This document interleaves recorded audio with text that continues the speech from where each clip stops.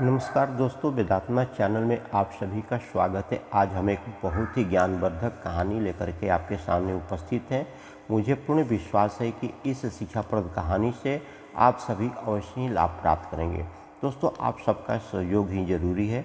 कहानी पूरी सुने, कहानी को बीच से छोड़कर मत जाए, क्योंकि कहानी मात्र 4-5 मिनट की है, ज्ञान से परिपूर्ण। इस पूरी कहानी को सुने, एक लाइक, शेयर, सब्सक्राइब और कमेंट जरूर करें।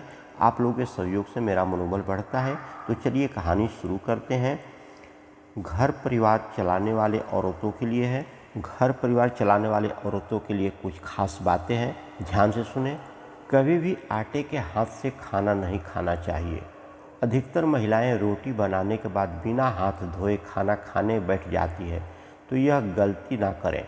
इससे घर में कंगाली आती है। रोटी के तवे को कभी भी चूल्हे के ऊपर या सामने नहीं रखना चाहिए। रोटी बनाने के बाद उसे कहीं साइड में रख दें।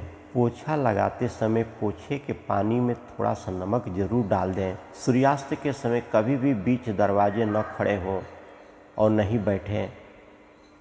सूर्योदय के पहले मेन दरवाजे को जरूर खोलना चाहिए। अगर घर के बाहर कोई जाता है शुभ काम के लिए, तो तुरंत झाड़ू और पोछा नहीं लगाना चाहिए।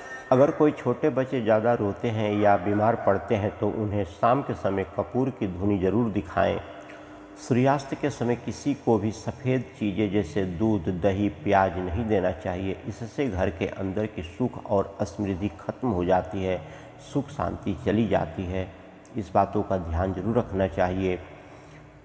महीने में एक बार ऑफिस में मिठाई जरूर ले जाना चाहिए और मिठाई को अपने मित्रों और अन्य संबंधियों, कर्मचारियों के साथ मिलकर के खानी चाहिए।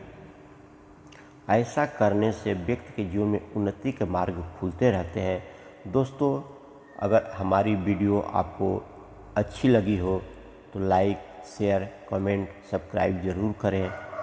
धन्यवाद। फिर अगले वीडियो में मिलते हैं।